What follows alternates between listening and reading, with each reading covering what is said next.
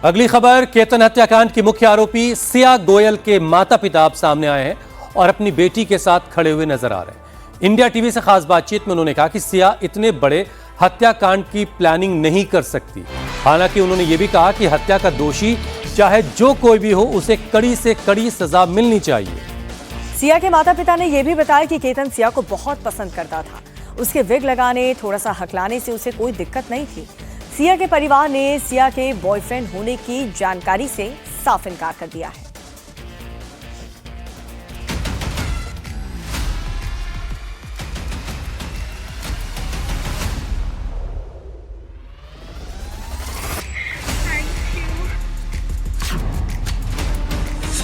जहाँ तक मेरा विचार है कि मेरी बेटी नहीं कर सकती है।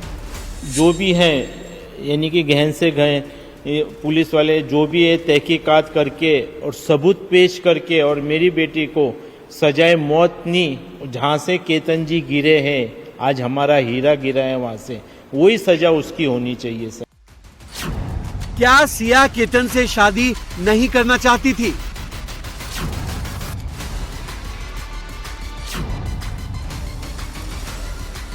क्या सिया गोयल को केतन अग्रवाल पसंद नहीं था?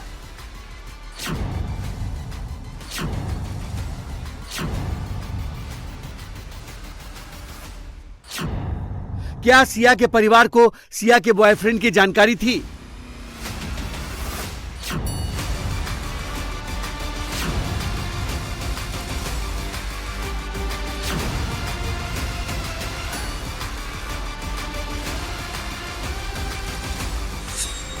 केतन अग्रवाल हत्याकांड में मुख्य आरोपी उसकी मंगेतर सिया गोयल पर अपने बॉयफ्रेंड चेतन चौधरी के साथ मिलकर जघन्य हत्या का इल्जाम है। लोनावला में हुए सनसनीखेज हत्याकांड के बाद लगातार कई बातें और कई कहानियां सामने आ रही हैं और सिया पर कई तरह के आरोप लगाए जा रहे हैं।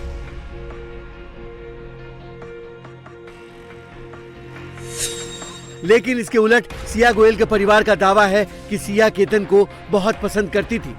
सिया गोयल के माता पिता ने इंडिया टीवी से बातचीत में केतन के परिवार के आरोपों का भी जवाब दिया और इस बात से इनकार किया कि सिया शराब पीती थी। परिवार ने कहा कि केतन की मौत हो गई, इसलिए उनका परिवार सिया पर तरह तरह के इल्जाम लगा रहा है।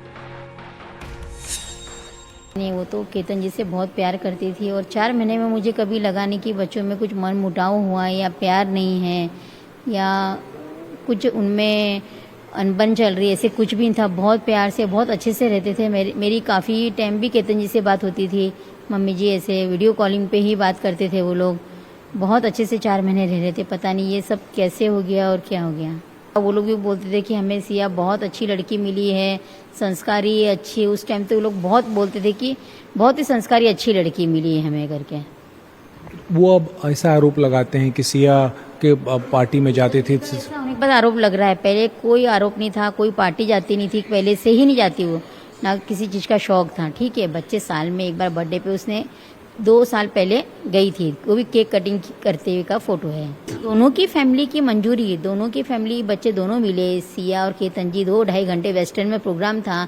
उनके फैमिली के लोगों ने भी सिया को देखा। वो भी चाहते थे कि हाँ नहीं, बहुत सुंदर सुशील अच्छी लड़की हमें मिली है करके।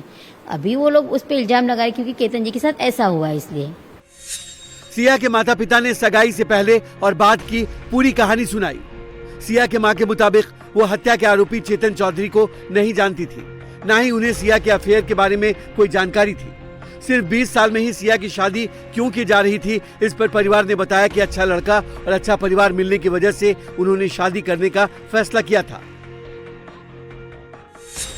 चेतन के बारे में कुछ जानती थी आप? नहीं जी, साहिल जानता था।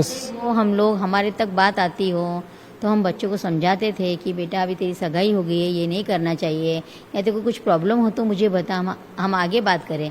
पेरेंट्स को अगर इंसान बताएगा, ये कोई छोटी बात नहीं, शादी करना वो तो कोई गुड्डे गुड्डे का खेल नहीं है। ये पेरेंट्स तो आगे रिएक्शन लेते ही थे ना। कोई भी पेरेंट्स चाहेगा कि बच्चों में आगे प्रॉब्लम नहीं हो। अभी जो उनके परिवार वाले आप पर वो भी इल्जाम लगाना है, उसे तो मैं कुछ नहीं कर सकती, वो तो भगवान ही मालिक है। जवाब तो दे सकती हैं, जो इल्जाम लगा। क्या देना है, किस किस को जवाब दूं मैं? जब मैंने बोला संस्कारी, उनको जब 4 महीने पहले बहुत संस्कारी, बहुत अच्छी, बहुत काबिल बहू लगती थी, आज उन्हें वही बुरी लग रही है, तो अभी क्या कर सकते हैं। सिया की मां ने इस बात को झूठ बताया कि सिया बाली नहीं जाना चाहती थी। उन्होंने कैब ड्राइवर के बयान को भी गलत बताया, जिसमें कहा गया था कि सिया बाली नहीं जाने को लेकर कैब में अपने भाई साहिल से झगड़ा कर रही थी। यहाँ पे वो ड्राइवर जो लेके गया था आपकी बेटी को, आपके बेटे को, वो ये कह रहा है कि यहाँ से गाड़ी में बैठते वक्त भी वो लड़ रहे थे अपने भाई से कि वो नहीं जाना चाह रही। नहीं नहीं, ऐसे कुछ भी नहीं है। खुशी खुशी गए, वो तो खुशी खुशी गए थे, लड़ाई तो बिल्कुल नहीं हुई। ये तो झूठ बात आ रही है। ड्राइवर ऐसा कह रहा है जो लेके, झूठ है ये। और ये पासपोर्ट फाड़ने वाली बात जो सामने आ रही, मुझे नहीं पता है, क्योंकि मुझे नहीं मालूम ये तो फाड़ने वाली बात। तो साहिल ने कुछ बताया कि यहाँ से जब जा रही थी तो लड़ाई कर रही थी वो? नहीं, साहिल ने बिल्कुल बोला मम्मी खुशी खुशी गई, वो लड़ाई की बात तो झूठ बोल रहे हैं वो। सिया के परिवार के मुताबिक केतन के बाल नहीं होने और बात करते समय हकलाने को लेकर सिया को कोई दिक्कत नहीं थी।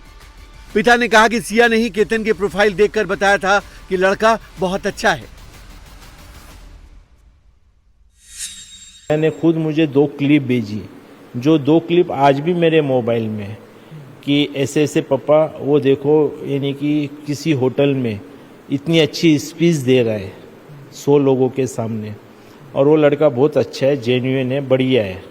और जो उनका यानी कि एक ग्रुप है बिल्डर लोगों का, उसमें भी केतन जी बैठे हैं, और देखो कि ऐसे ऐसे वो बात कर रहे हैं करके, तो मुझे इसमें कुछ लग नहीं रहा है कि वो बीच बीच में यानी कि रुक रुक के बात कर रहे हैं, और उसके बाल भी मुझे अच्छे लग रहे हैं, तो कोई प्रॉब्लम नहीं है। एक और सिया का परिवार इस बात को मानने को तैयार नहीं है कि सिया इतनी संगीन वारदात में शामिल हो सकती है। दूसरी ओर परिवार ये भी कह रहा है कि अगर वो हत्या की दोषी पाई जाती है तो उसे कठोर से कठोर सजा मिले। आपको नहीं लगता कि आपकी बेटी ने ये किया होगा? जहाँ तक मेरा विचार है कि मेरी बेटी नहीं कर सकती है।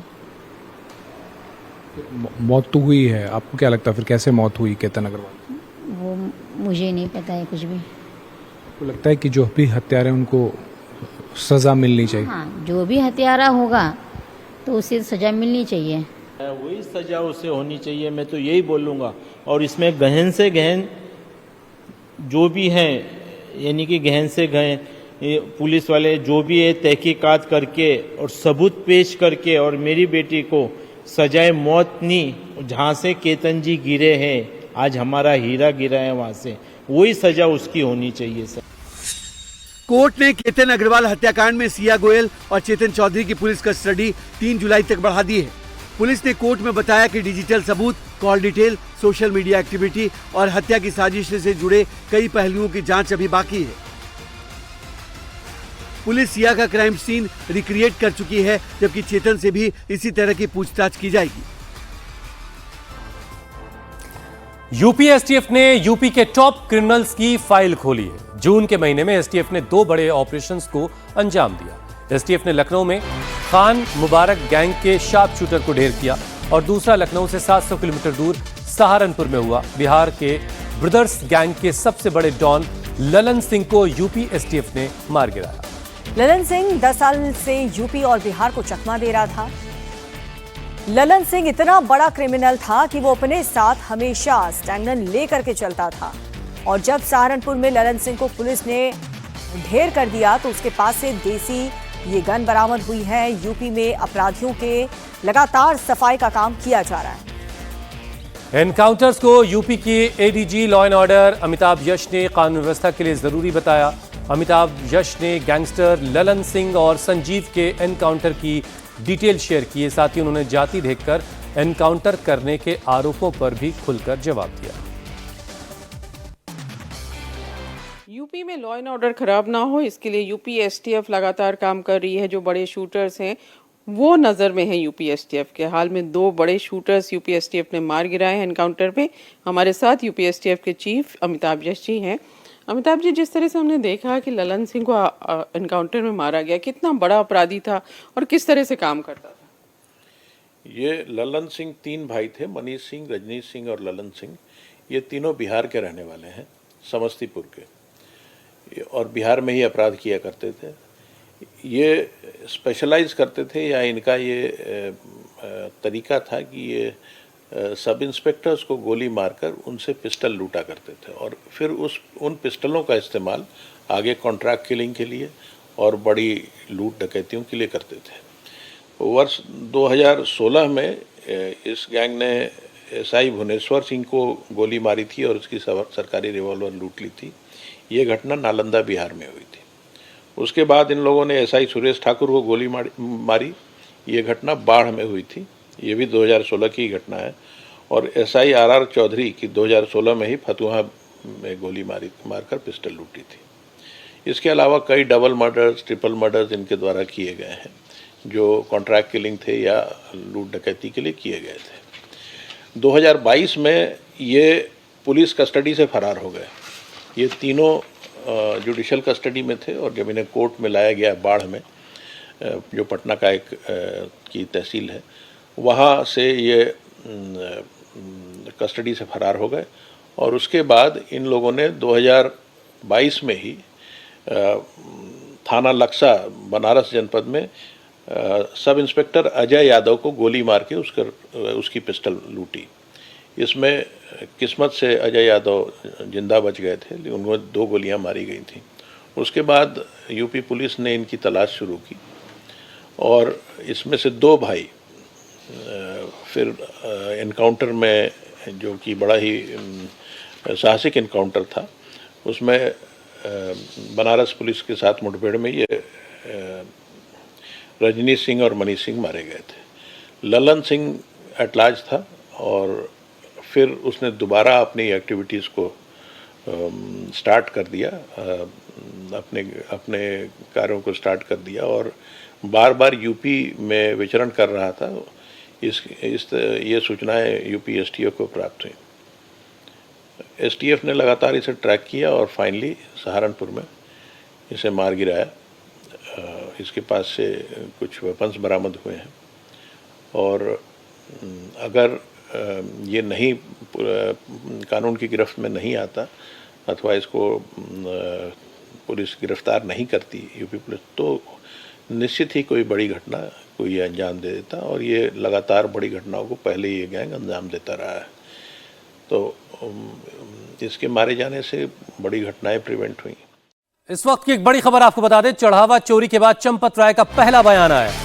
उन्होंने कहा कि मुझे जानकारी मिलते ही मैं सक्रिय हो गया। टिन्नू ने गलत किया, इसकी उम्मीद नहीं थी, ये चंपत राय कह रहे हैं। आउटसोर्स स्टाफ को हटाया जाना था, ये भी कहा उन्होंने। मई के महीने में जानकारी होते ही जांच की गई। बैंक वालों ने चोरी पकड़कर चंपत को बताया। बैंक वालों ने बाथरूम से लाखों रुपए बरामद किए। जिन्होंने चोरी की उनसे रकम बरामद करवाई, ये जानकारी चंपत राय ने दी है। ये पहली बार चंपत राय की तरफ से बयान आया है। चोरी करने वाले माफी मांगने लगे जब उनसे रिकवरी हुई, ये बात भी चंपत राय कह रहे हैं। बड़ी खबर पटना से है, जहां कुकिंग ऑयल के एक गोदाम में पिछले 30 घंटों से भीषण आग लगी हुई है। इस आग में अब तक करोड़ों का सामान जलकर खाक हो चुका है। दमकल की गाड़ियां मौके पर आग बुझाने में लगी हैं। 5 लाख लीटर पानी का अब तक इस्तेमाल कर चुके हैं फायर फाइटर्स, लेकिन अब तक आग पर काबू नहीं पाया जा सका। मौके पर फायर ब्रिगेड की 35 गाड़ियां हैं। 150 से ज़्यादा फायर फाइटर्स लगे हैं जो इस ऑपरेशन को कामयाब बनाने की कोशिश में हैं, लेकिन अब तक आग पर काबू नहीं पाया जा सका है, क्योंकि इस गोदाम में कुकिंग ऑयल, रिफाइंड सरसों का तेल और घी, इस तरह की चीज़ें थीं जो यहाँ से पूरे बिहार में सप्लाई होती थी और पिछले 30 घंटे से आग पर काबू पाने की कोशिश की जा रही है।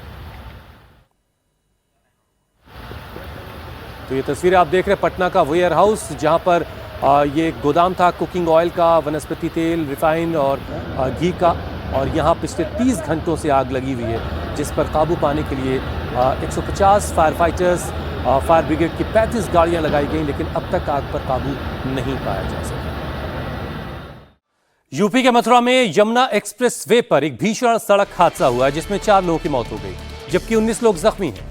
यह हादसा सुबह करीब 3:30 बजे हुआ। लखनऊ से दिल्ली आ रही एक वॉल्वो बस तेज रफ्तार ट्रेलर से टकरा गई। टक्कर इतनी भीषण थी कि बस का अगला हिस्सा ट्रेलर में करीब 8 फीट तक अंदर घुस गया। खिड़कियां गेट, ये सारी चीज़ें तोड़कर यात्री बड़ी मुश्किल से बाहर निकल पाए।